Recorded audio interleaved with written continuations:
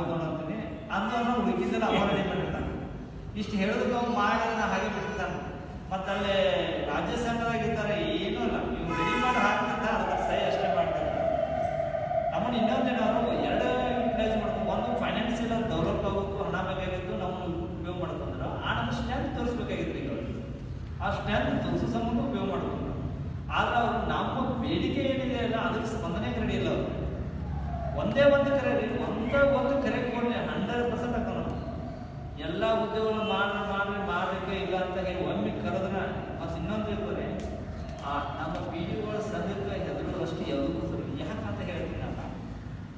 ನಮ್ಮ ಸರ್ಕಾರ ಇರೋದು ಗ್ರಾಮೀಣ ಪ್ರದೇಶದ ಮೇಲೆ, ನಮ್ಮ ಗ್ರಾಮೀಣ ಪ್ರದೇಶದಾಗಿಂದ ಒಂದು ಆಡಳಿತ ನಿಂತಿರ್ತಂದ್ರೆ ಆಟೋಮೆಟಿಕ್ ಎಲ್ಲ ಸ್ಟಾಪ್ ಆಗ್ತಾವೆ. ಇವತ್ತು ರೆವಿನ್ಯೂ ಹಿಡ್ಕೊಂಡು ಸ್ಟಾಪ್ ಆಗ್ತದೆ, ರಿಜಿಸ್ಟ್ರೇಷನ್ ಹಿಡ್ಕೊಂಡು ಸ್ಟಾಪ್ ಆಗ್ತಾವೆ.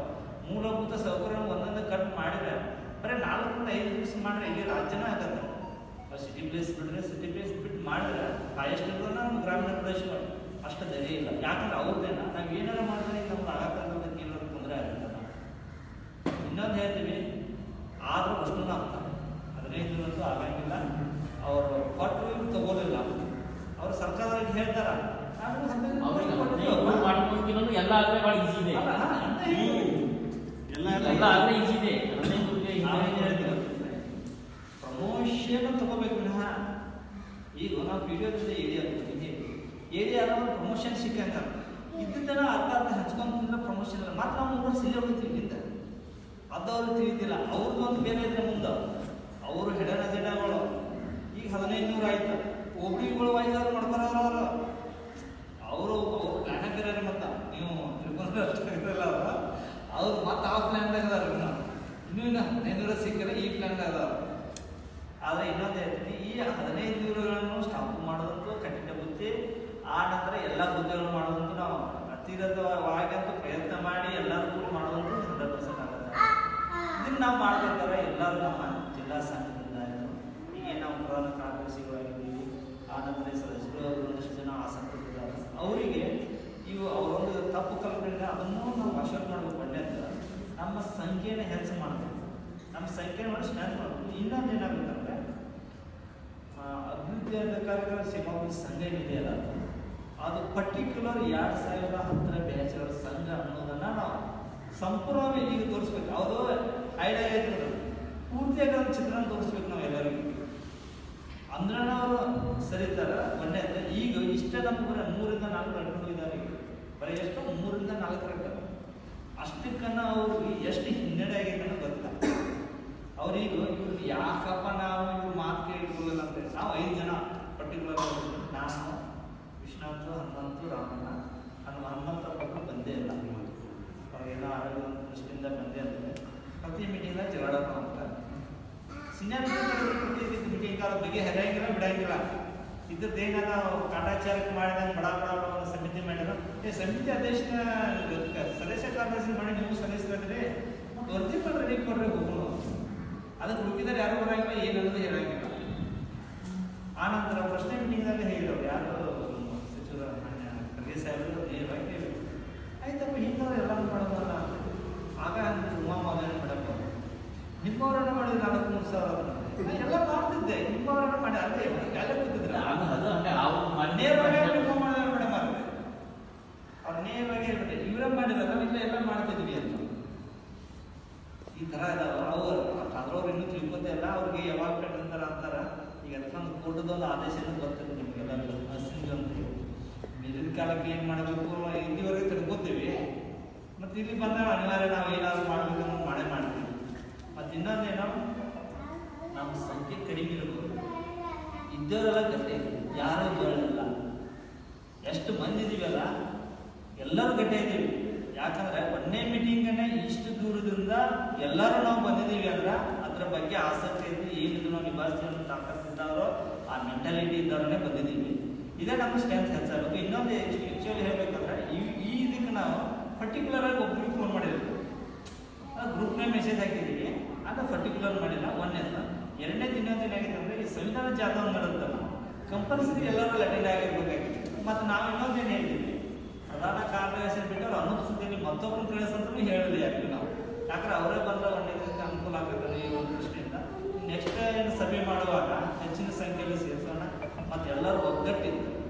ಏನೋ ಒಂದು ಮಾತಾಡಿದ ಏನೋ ಒಂದು ತಪ್ಪು ತಡೆ ಆದರೂ ನಾವು ಇವತ್ತು ಒಂದು ಯಾವುದೋ ಹುದ್ದೆ ಬಿಟ್ಟುಬಿಟ್ರೆ ಯಾರು ನಾವು ಬಿಡುವಲ್ಲ ಸರ್ ನೀವು ಇಂಥದ್ದು ಮಾತಾಡಿರೋದು ಸರಿ ಕರೆಕ್ಷನ್ ಮಾಡ್ತಾರೆ ಈ ವಿಷಯ ಇದ್ರು ನನಗೆ ಹೇಳ ನಾವು ಏನು ಮಾಡೋದು ನೇರವಾಗಿ ಹೇಳ್ತೀನಿ ನಾನು ವಿಷಯ ಹಿಂಗಿದ್ರೆ ಸರಿ ಆಗ್ಬೋದು ನೋಡೋಣ ಹೌದು ಅವ್ರು ಇದನ್ನು ನಮ್ಗೆ ಹೇಳ್ಬೇಕು ಯಾಕಂದ್ರೆ ನಮ್ಮ ದುಡ್ಡು ನಮ್ಗೆ ಕಾಣಲ್ಲ ಸ್ವಲ್ಪ ನಮ್ಮ ಫ್ರೆಂಡ್ಸ್ ಎಲ್ಲ ನಾನು ಕೇಳ್ಕೊತೀನಿ ಮತ್ತು ಒಂದಷ್ಟು ನಮ್ಮ ಗ್ರೂಪ್ನಲ್ಲಿ ಇರ್ತಾರೆ ನೆಗೆಟಿವ್ ಥಿಂಕರ್ಸ್ ಇರ್ತಾರೆ ಭಾಳ ತಲೆ ಕೆಡಿಸ್ತಾರೆ ಗ್ರೂಪ್ನಾಗ ಹಾಕಿದ್ರೆ ನೇರವಾಗಿ ಅವ್ರಿಗೆ ಪರ್ಸನಲ್ ಮೆಸೇಜ್ ಹಾಕಿ ಹೇಳ್ಬೇಡಿ ನೀವು ಮಾತಾಡೋದ್ರೆ ಇಲ್ಲ ಸುಮ್ಮನೆ ಅಂಥವ್ರು ಇರ್ತಾರೆ ಏನಂತ ಕೆಲಸ ಇಷ್ಟು ಇದುವರೆಗೆ ತಮ್ಮ ವೈಯಕ್ತಿಕ ಜೀವನದ ಕೆಲವು ಕಾರ್ಯಕ್ರಮವನ್ನು ಬಿಡ್ತಾರೆ ಇಂದಿನ ಪ್ರಥಮ ಸಭೆಗೆ ಆಗಮಿಸಿದ ತಮಗೆಲ್ಲರಿಗೂ ನಮ್ಮ ಜಿಲ್ಲಾ ಪ್ರಧಾನ ಕಾರ್ಯದರ್ಶಿಗೆ ನಮ್ಮ ಪಂಚಾಯತ್ ಅಭಿವೃದ್ಧಿ ಉನ್ನತೀಕರಣ ಸಂಘದಿಂದ ಮುಂದುವರೆದ ಧನ್ಯವಾದ ಹೇಳ್ತಾ ಇವತ್ತು ನಾನು ಮಾತಾಡಲಿಕ್ಕೆ ಅವಕಾಶ ಕೊಡ್ತೇನೆ ಎಲ್ಲರಿಗೂ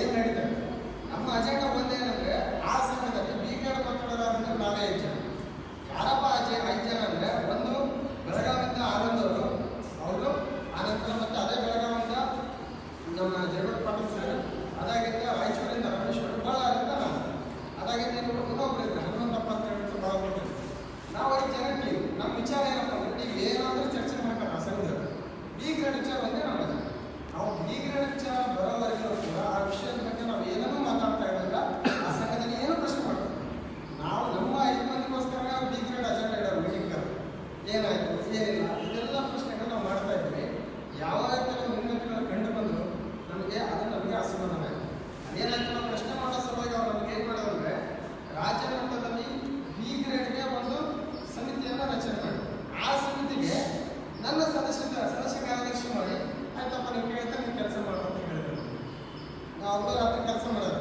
ಅದರಲ್ಲಿ ಸೀನಿಯರ್ ವಿಡಿಯೋಗಳು ಅಂದರೆ 10 ಬ್ಯಾಚ್ ವಿಡಿಯೋಗಳು ಬಡ್ತಿ ಹೊಂದಿದವರು ಆಮೇಲೆ 18 ಬ್ಯಾಚ್ ವಿಡಿಯೋಗಳು ಎಲ್ಲರೂ ಸೇರಿಸ್ಬಿಟ್ಟು ಕಮಿಟಿ ಮಾಡೋರು ಕಮಿಟಿಗೆ ಸಂಬಂಧಪಟ್ಟಂಗೆ ವರ್ಕ್ ಮಾಡೋರು ಒಬ್ಬನೇ ಯಾರು ಕಮಿಟಿ ಸಭೆಯಲ್ಲಿ ಇಲ್ಲೇ ಇಲ್ಲ ಬರಲೇ ಇಲ್ಲ ಬೇಜಾರಾಗುತ್ತೆ ಏನಪ್ಪ ಹಿಂಗೆ ಮಾಡ್ತಾ ಇದ್ದಾರೆ ಅಂತ ಇವ್ರ ಇಂಟೆನ್ಷನ್ ಆದರೆ ಏನಪ್ಪ ನಮಗೆ ಡೌಟ್ ಬರೋಕ್ಕೆ ಸ್ಟಾರ್ಟ್ ಆಗುತ್ತೆ ಅದಾದರೆ ನಾವೇನು ಮಾಡ್ತೀವಿ ಪ್ರತಿಯೊಂದು ವಿಚಾರಗಳನ್ನು ಕೂಡ ಕೂಲಂಕುಷವಾಗಿ ಚರ್ಚೆ ಮಾಡ್ಕೊಂಡು ನಾವು ಹೋದಾಗ ನಮಗೆ ಒಂದು ವಿಚಾರಗಳು ಗೊತ್ತಾಯ್ತು ಅವರವರ ಸಮಸ್ಯೆಗಳಿಗೆ ಪ್ರತ್ಯೇಕವಾದಂಥ ಸಭೆಗಳನ್ನು ನಾವು ಮಾಡ್ತಾ ಹೋಗ್ಬೋದು ನನ್ನ ಪ್ರಶ್ನೆ ಕೇಳಿದ್ರೆ ರಾಜ್ಯಾಧ್ಯಕ್ಷರಿಗೆ ರಾಜ್ಯಾಧ್ಯಕ್ಷರೇ ಈಗ ಎಲ್ಲರೂ ಒಂದಂತೀರಿ ಸಂಘ ಒಂದಂತೀರಿ ನೀವ್ಯಾಕೆ ಪ್ರತ್ಯೇಕವಾದ ಸಭೆಗಳನ್ನು ಮಾಡ್ತಾ ಇದ್ದೀರಿ ಇಂಟೆನ್ಷನ್ ಏನು ಅಂತ ಕೇಳಿದಾಗ ಅಂತ ನಾವು ಸಭೆಗಳಾಗಿಲ್ಲ ಅಂತ ಸಭೆಗಳು ಆಗಿದ್ರ ಬಗ್ಗೆ ಪ್ರತಿಯೊಂದು ಕೂಡ ದಾಖಲೆ ಸಭೆ ಅಂತ ನಾವು ರಾಜ್ಯಾಧ್ಯಕ್ಷರ ಮಾಹಿತಿ ಕೊಟ್ಟಿವಿ ಇಂಥದ್ದಲ್ಲಿ ಸಭೆಗಳಾಗಿದ್ದಾವೆ ಸಭೆ ಮಾಡಿದಿರಿ ಬೆಂಗಳೂರಲ್ಲಿ 2 ಸಭೆ ಮಾಡಿದಿರಿ ಗುಲ್ಬರ್ಗ 1 ಸಭೆ ಮಾಡಿದಿರಿ ವಿತ್ ಫೋಟೋ ಸಮೇತ ನಾವು ಕೊಟ್ವಿ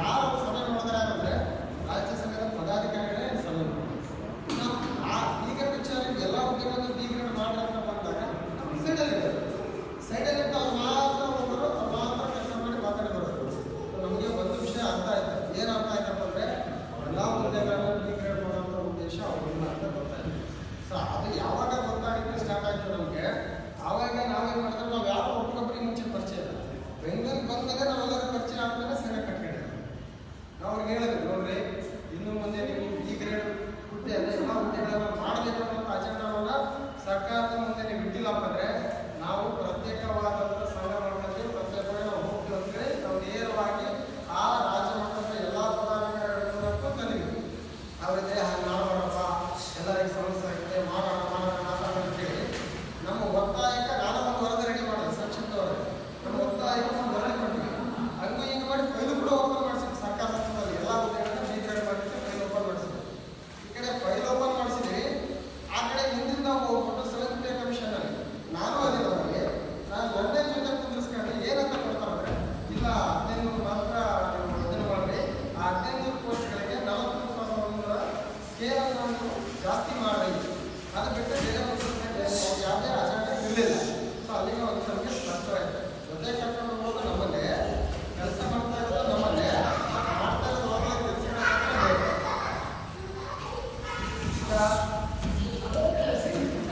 ಎಜುಕೇಷನ್ ಡಿಪಾರ್ಟ್ಮೆಂಟಲ್ಲಿ ಸ್ಕೂಲ್ ಶಾಲಾ ಶಿಕ್ಷಕರಾಗಿ ಕೆಲಸ ಮಾಡಿದ್ದೀನಿ ಸೊ ನನ್ನ ಸರ್ಕಾರಿ ಸೇವೆಯಲ್ಲಿ 10ನೇ ವರ್ಷ ಸೇವೆ ನಮ್ಮದು ಈ ಮುಂಚೆ ನಾನು ಬಳ್ಳಾರಿಯಲ್ಲಿ ಅದೇ ಸಂಘದ ಜಿಲ್ಲಾಧ್ಯಕ್ಷನಾಗಿ ಕೆಲಸ ಮಾಡ್ತಾಯಿದ್ದೆ ಆ ಸಂಘದಲ್ಲಿ ರಾಜ್ಯ ಜಂಟಿ ಕಾರ್ಯದರ್ಶಿಯಾಗಿ ಮತ್ತು ರಾಜ್ಯ ಮಾಧ್ಯಮ ಸರ್ಕಾರನಾಗಿ ನಾನು ಕೆಲಸ ಮಾಡ್ತಾಯಿದ್ದೆ ಅದಾದ ನಂತರ ಈ ಸಾಮಾನ್ಯ ವರ್ಗಾವಣೆ ಅಡಿಯಲ್ಲಿ ನನ್ನನ್ನು ಹೇಳದೆ ಕೇಳದೆ ಗುಲ್ಬರ್ಗಾಗೆ ಟ್ರಾನ್ಸ್ಫರ್ ಮಾಡಿದರು. ಆ ನಂತರ ಮತ್ತೆ 2ನೇ ಆರ್ಡರಲ್ಲಿ ರಾಯಚೂರು ಟ್ರಾನ್ಸ್ಫರ್ ಆಗಿದೆ. ಸೊ 1 ತಿಂಗಳಲ್ಲಿ 3 ಜಿಲ್ಲೆಗಳನ್ನು ನೋಡಿ ಬಂದಿರೋದು. 3 ಜಿಲ್ಲೆಯಲ್ಲಿ ಕೆಲಸ ಮಾಡಿದ್ದೀನಿ. ಸೊ 3 ಜಿಲ್ಲೆಯಲ್ಲಿ ಸ್ಯಾಲರಿ ತೊಗೊಂಡಿದ್ದೀನಿ.